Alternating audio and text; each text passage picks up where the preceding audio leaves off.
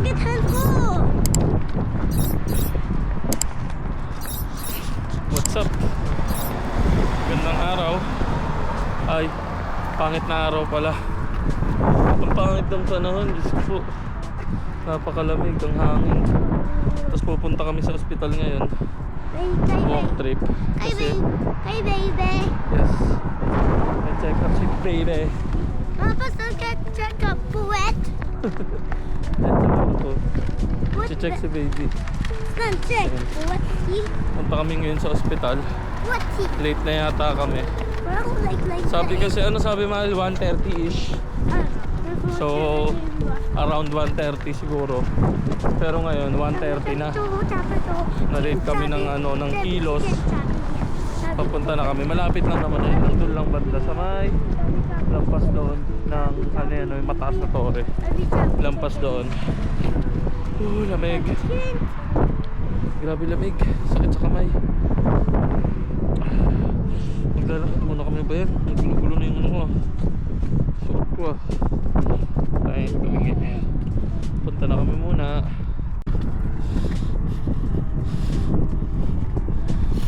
Ay, lamig.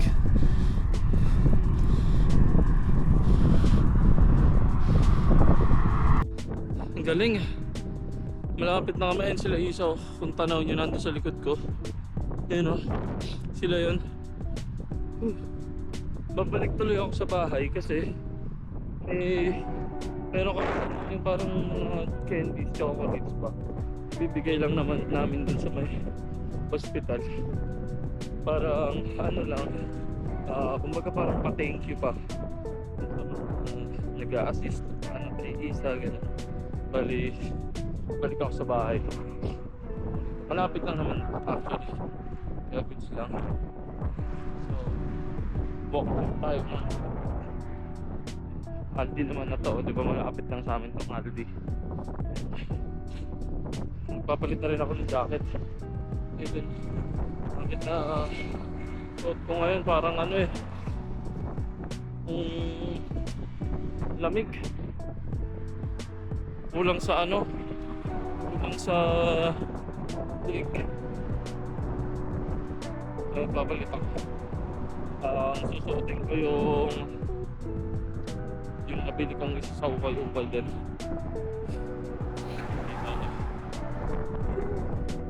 Sakit sa tenga, sakit sa kamay. Kuha rin pala ako ng na gloves para habang tinutulak yung stroller hindi masakit sa kamay. May cover. Sakit kasi sa kamay, dry na yung kamay ko sa sobrang lamig. Pasok talaga sa bulsa or dapat talaga pagka ganitong kalamig meron kang gloves. Yan, yung tenga ko rin ang parang naninigas na yung tenga ko sa sobrang lamig. Ito ayoko dito pagka ganitong panahon yung lamig na pakalakas ng hangin parang talaga nakakapulit. Malapit na ako sa bahay. Yung mga kailangan ko. Hindi na ako nagpalit ng jacket. Nagpalit na ako ng bonnet hanggang tenga na ako cover. Tapos ito yung ganito yung bibigay ko. Bibigay namin kasi nagdala rin ako ng gloves ni Ispong. Tsaka yan, gloves ko or kay Isa. Kung sinong tutulak kay baby. Para ko lang pagpunta.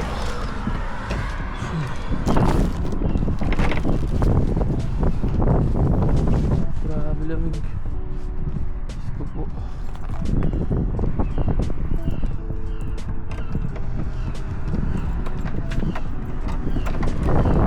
Ayan. Balik na ako ulit. Walk trip na naman. Ayan. Lalakad na ako. Lalakad ako. So, lakad. Grabe kung titignan niya parang ang tamlay ng kalangitan. Diba, parang uulan yung dating niya. Kaya ang lamig kasi kung maririnig niyo yung hangin, mahampas talaga Ang sakit sa pagmumuka Lalakad na muna ako. Tatago ko lang kamay kong lamig. Dito na ako sa ospital. Sarado yata yung ospital. Ewan kung bakit, parang merong something. Parang close nila itong word na to. Nabasa ko yan sa sa Facebook eh. Ando sila Isa sa taas oh. Mahal, kaway kayo. Ayan, nasa taas sila. Iabot nila yung chocolate na hinabol ko. Tapos uuwi na rin kami. Woo! Nagdedede oh. Yung mama ko, yung nanay ko nag-message. Sabi wag daw padededean ng nakaganto. Naka-elevate yan man, nakaganon yan oh. Baka mapanood mo na naman eh. Nalalagyan ko muna ng jacket to. Nakauwi na sila Isa tsaka si Pongpong.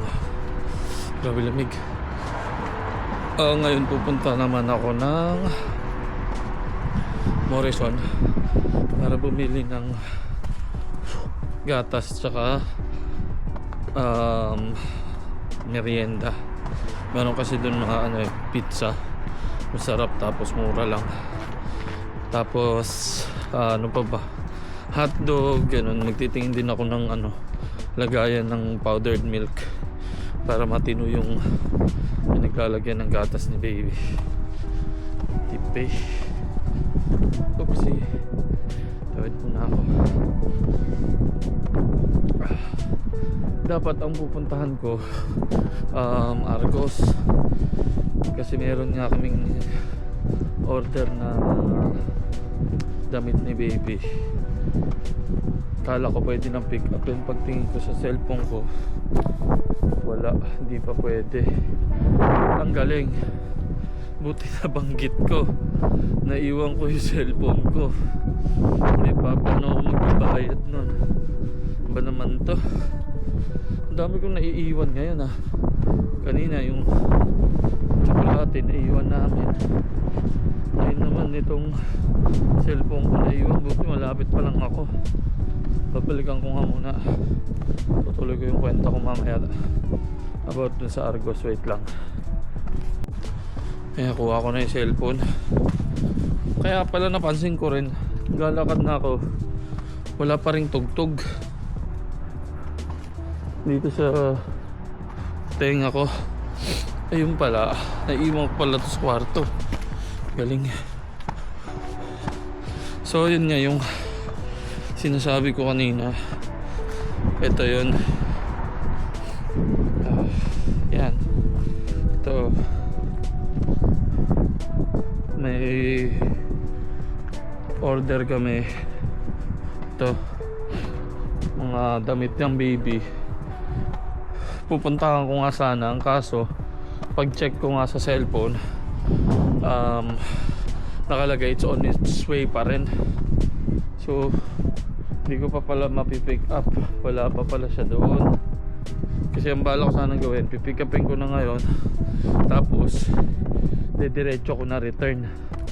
Kasi kung maalala nyo doon sa nakaraan na video, diba ang dami naming nabiling mga damit na pang baby. Total nga mabilis naman lumaki yung mga bata, mga baby, mabilis lang lumaki. Kaya hindi naman kailangan na sobrang dami ng damit niyang maliliit.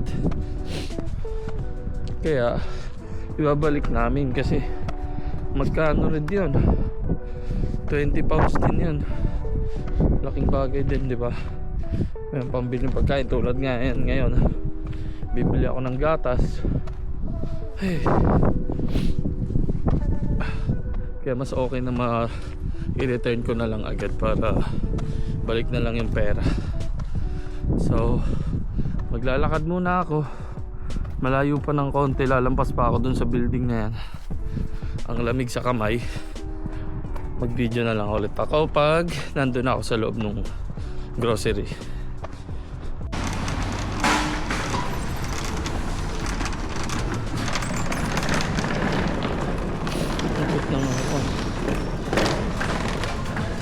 Kapit ng cart na nakuha ko. Liit. Bagay, konti lang naman din kasi yung ano ko. Bibilin ko. Na ako sa loob ng Morrison. Mamimili na ako. Tingin ako ng karne.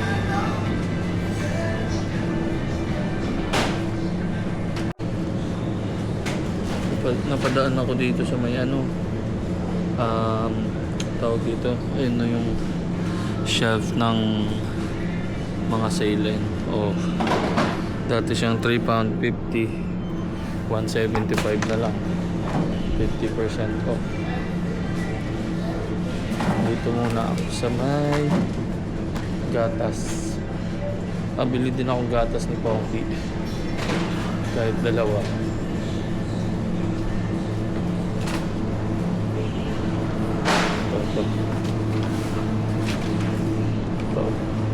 Ano to yun?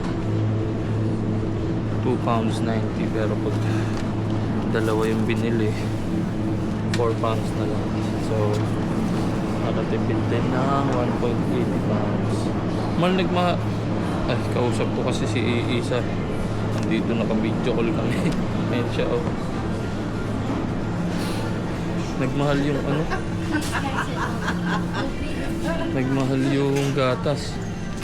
2.60 lang yung dati. 2.90 na ngayon. Pero ayun nga, kapag dalawa naman yung kinuha mo, makakatipid naman. Hula ka. Ayun. Mal, dalawa na kukunin ko. Kausap ko si Isa sa ano, video call. Bali, ito. Tara to. Ayan ang gatas niya. £13 and 50 pence. Dalawang karton na yung kinuha ko.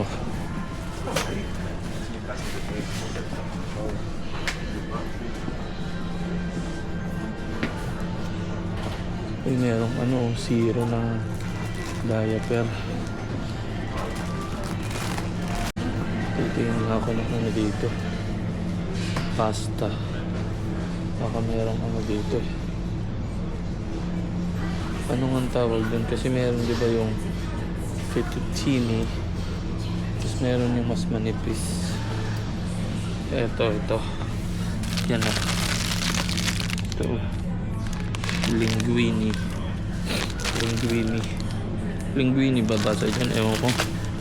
Pakisabi na lang sa akin kung ano, kung tama ba o mali.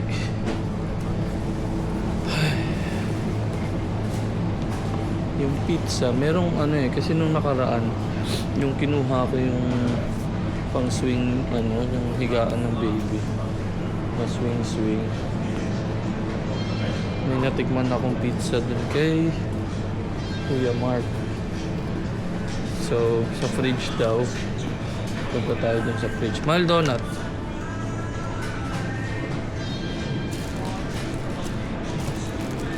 $20.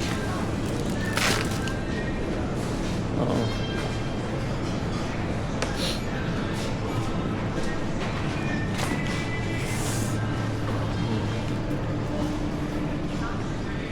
Hanapin ko lang yung pizza muna para doon na lang tayo pupunta sa lagayan ng mga gatas. Hanap ako ng container.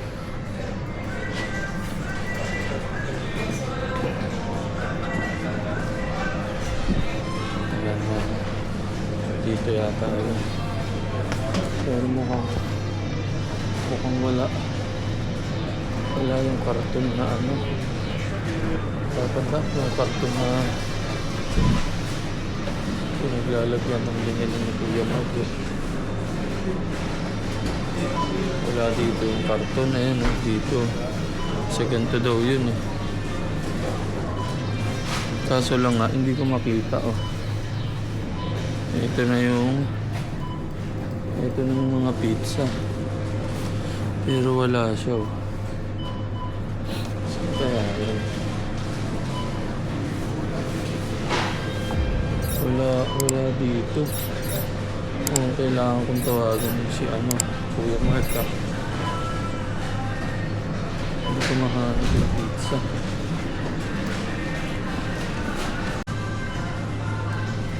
Eto guys, meron pa pala dito sa kabilang kabilang side na yan, no?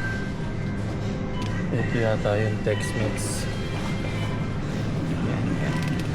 Ito, mura lang to. Yan, ito nga yun, no?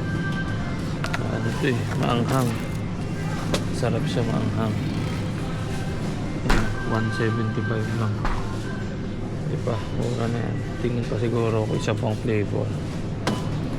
Ito meat feast.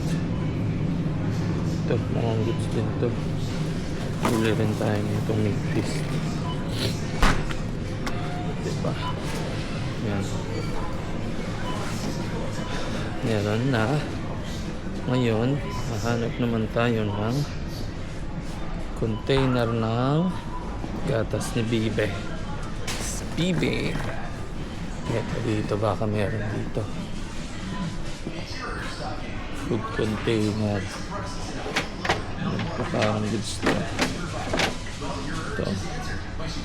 Kasi maganda kasi sana yung merong alam niyo yun yung parang, di ba yung scoop ng gatas?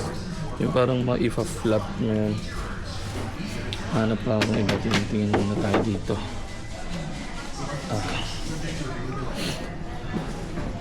Saan pa ba? Titingin muna ako guys. Wait lang ha. Wala akong nakitang lagayan ng ang tawag doon ng gatas. Tapos ngayon ito may nakita ako masarap. Ayan o. Naka siya 50% off. Pag meron ka nung more card. Meron ako nun. So yan. Makapag Nescafe naman tayo. 3 taon na yata ako nakakatikim ng Nescafe. Kasi usually ang binibili ko is yung ganito. Ayan, parang ganito. Yung kumbaga parang generic lang, walang brand. Ay, hindi naman. Ano tawag yun? Yung brand lang mismo nung nung pinagbibilan mong shop. Kumbaga ba parang hindi siya Nescafe, hindi siya blend 45, hindi siya ganun. Blend 45 no? Kasi hindi siya yung mga ganun. Parang generic lang. So ito, maka-testing naman ng Nescafe. Magbabayad na ako. Ito yung mga bibilin ko. Magbabayad na ako para makauwi ko. Gusto ko nang umupo.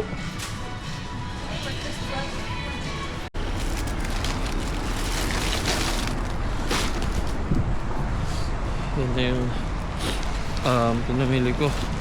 Dito sa likod ko yung pauwi na ako. Ang lamig na naman, Diyos ko. Tawid mo na ako.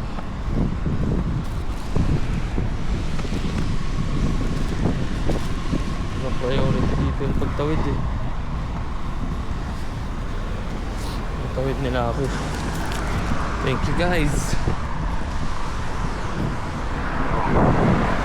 Sasakyan, tawid na ulit.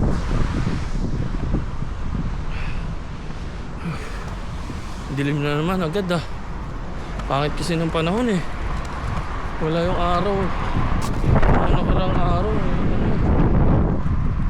ng mga karang araw ang ganda ng panahon. Direct yung araw. Kahit paano, kahit malamig, kung tirik yung araw, kumbaga nakakatulong siya na medyo mag-warm ng konti. Kaso nga ngayon, ang hangin na, ang lamig pa, wala pang araw. Kaya ang sakit sa kamay, sakit sa mukha, dapat balot na balot ka. Grabe lamig, nihingal ako. Lakad na naman pa uwi. Malayo-layo ng konti itong Morrison dito sa amin. Kaso nga kasi may mga paninda dito na wala doon sa Aldi. Kaya minsan kailangan mo talaga pumunta yan, lalo yan gatas ni baby, yung hotdog wala din doon. Kaso nga wala ring hotdog dito ngayon, out of stock siguro.